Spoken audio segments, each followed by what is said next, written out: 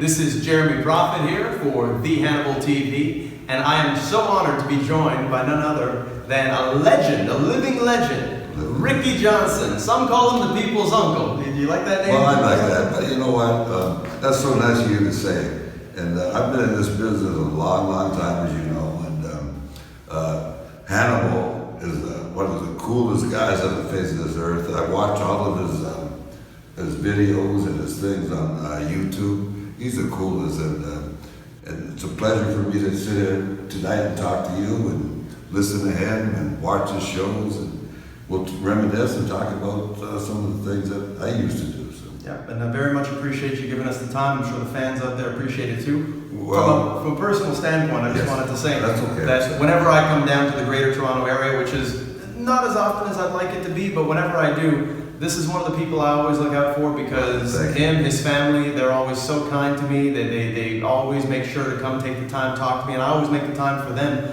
And you know, whether you believe it or not, you are a legend in the eyes of many. Well, and more importantly than that, you're a great human being. And I think it's great that we get the opportunity to talk like this, because we've had many of these conversations, not on camera. Yeah, now, on camera also. Yeah, some of the best discussions. Yeah, the best discussions always happen like that. But you know, for me it's important. I remember when I started, Jeremy, and when my family started, we didn't have very much money, like most people. We were, you know, struggling a little bit. And my first match, I remember, honestly, I made $25. And that was 41 years ago. and my mom, my dad passed when I was really young, so my mom raised 5 boys on her own. And we were struggling a little bit, and I gave her the whole $25 because we needed food. And our family's done well, obviously, since then, but that's my best memory of the wrestling industry. And the people that helped us along the way, you know. Sweet Daddy Siki was, to me, he's my hero, because I don't know if any of you guys out there know who he is, but I'm sure the old-time wrestling people do.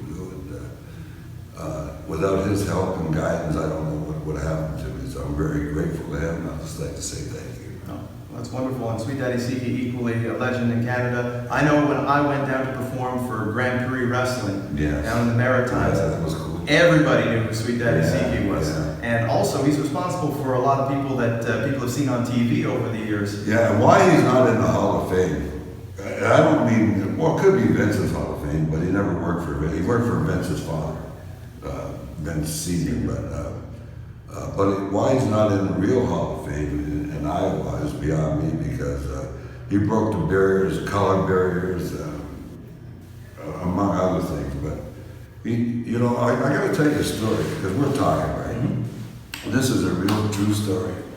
And he married a Caucasian woman, a white woman, and he was making big money in Madison Square Garden in 1964, 65. And I swear it on the Bible, when they found out that his wife was Caucasian, they blackballed him. Mm-hmm. And they tried to hold him down. And he survived, but you know, and now we're in 2019, it seems like we have a president of the United States who's trying to bring us back to that culture. Well, you know, I've always said, even, you know, my struggles, and there's absolutely no way I can even compare my generation to yours. But, you know, I always like to quote. Yeah, you can. Well, you know, it would be ignorant of me to say that you know, the world hasn't at least gone a little bit in a positive direction. Absolutely. And in the business as well. I mean, we can't allow one guy to drag the whole journey down. Exactly. And you know, we see a lot of things, like you said. We've had a black president of the United States, which I never thought I was. Finally had a black WWE champion, which is something I thought I'd never see. Yeah. You know, and so we have a champion in Canada, a black champion in Canada. Yeah, two-time Canadian champion. Two times. Right. So the way I like to look at it is, I heard a quote from Jackie Robinson where he said, for him to make it into the major leagues, he had to be twice as good as any you know, Caucasian player that was playing at the time. Yeah, because I hate, my wife is white also, and I love my wife and all my children and my grandchildren. We're all biracial and stuff, so I don't look at that. But you have to be realistic and think that back in those days, like Jackie said, you had to be twice as good because all things being equal. Actually one time I remember when I was in high school, I was playing football, and my high school football coach said to me, Devin will love this one. He said, as far as I'm concerned, everybody on this team, I don't want to hear nothing about color or race. He said, everybody on this team is green. He said, I want all you dark green guys over here and all you light green guys over here. I never forgot that. So throughout your career, you yourself, Yeah. did you ever encounter any blatant examples of racism, maybe other guys that Just were... once. Just once? Yeah, just honestly, in almost 40 years, just once. His name, and I'll say this, if he's still, I don't know if he's alive or not, but his name was Ole Anderson. And me and my brother were wrestling in the Carolinas, and Ole told us on TV on a Saturday morning. We used to do TVs back then on early Saturday morning.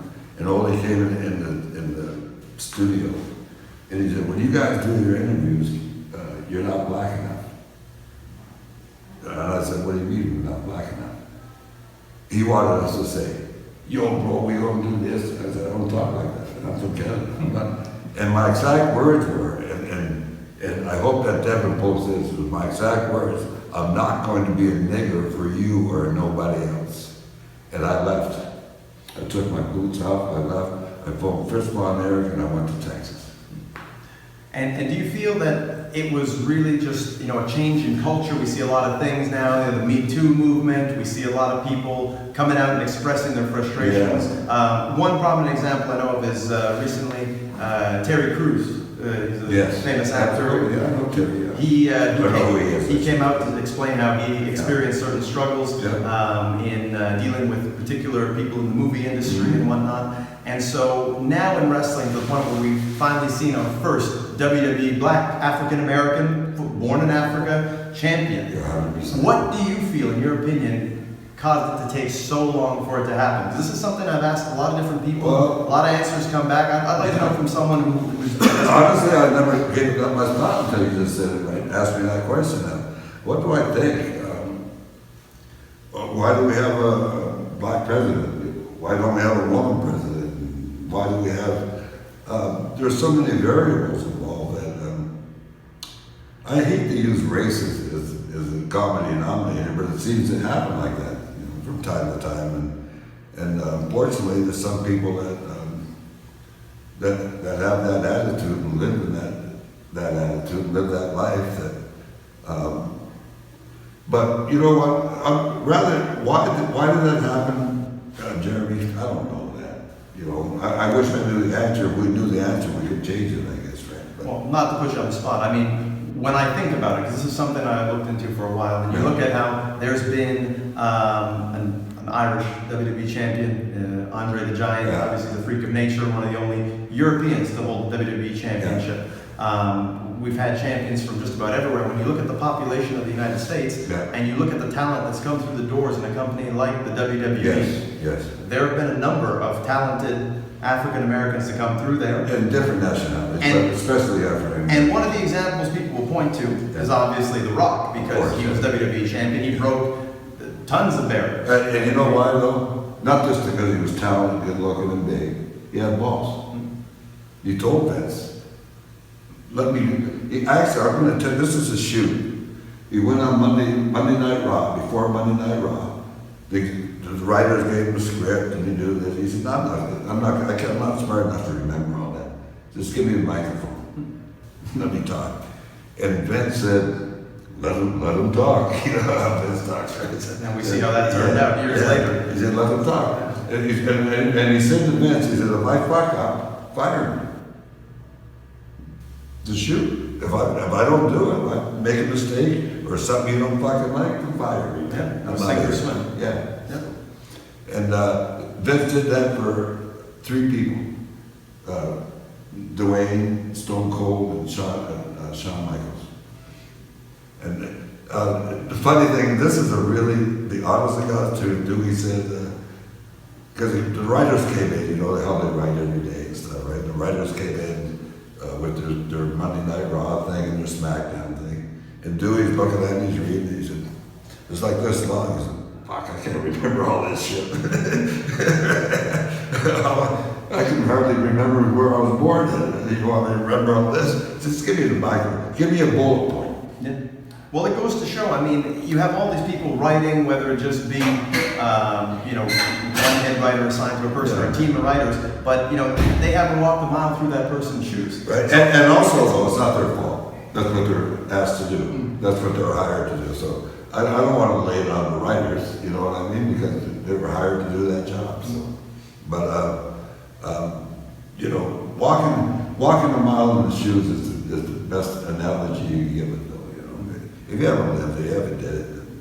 And I watch the young men and women nowadays coming up. They're amazing. When I was wrestling, when I was in my prime, throwing a drop kick was a big deal. Now I see guys going to 14 tables. Yeah, no, the bar has definitely been raised, but a lot of the detractors of today's... Speaking of the bar, we getting a beer later? I don't know. I'm joking. There's an exclusive for you. Most people who know me know that, but the bar has been raised. That's good. That's good. Power to you. Yeah. But they say that the bar has been raised. There's so much more athletic talent now in wrestling. But one thing that this can also... Are you an old school guy?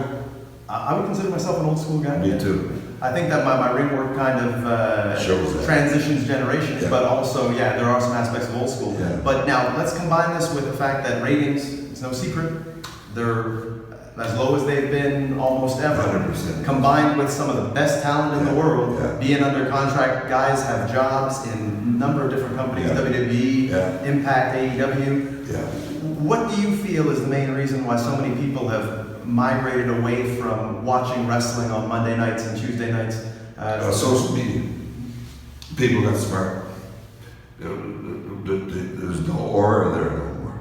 Everybody knows now because they go on the internet and they go on, and we tell them, we know what we're going to do. So there's no mystique. Before I could fool you, you know what I mean? Now I can't fool you. All you got to do is go on some internet site and you find out everything.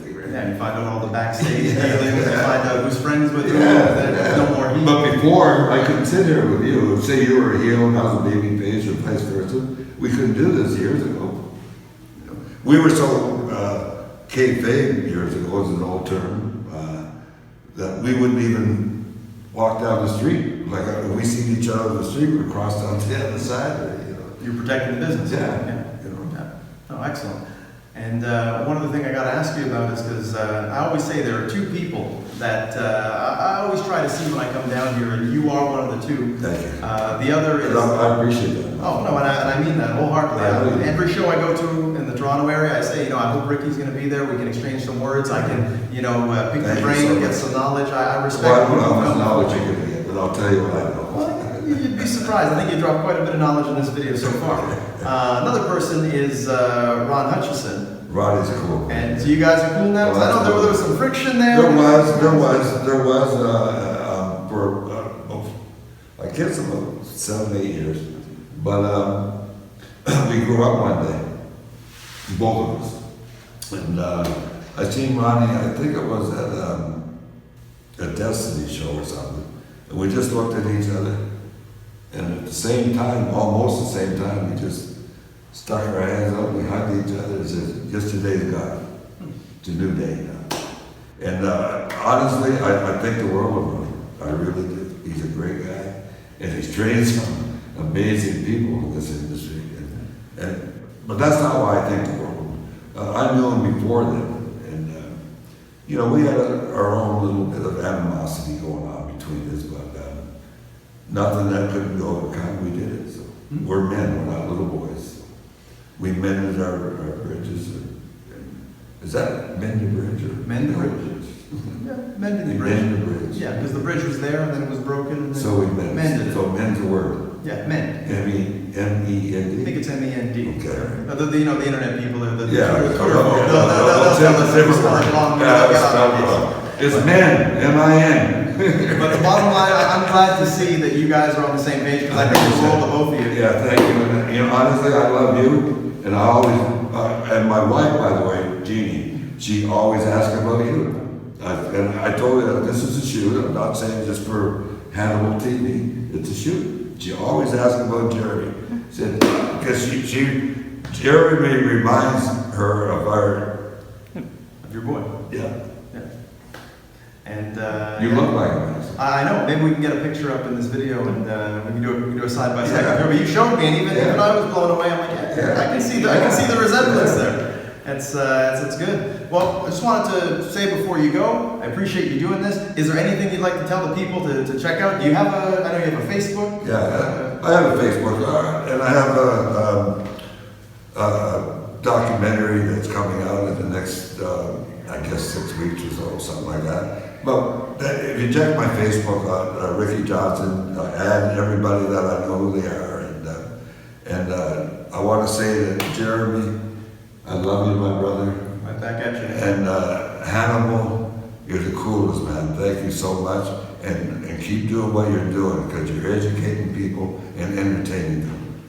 Peace out.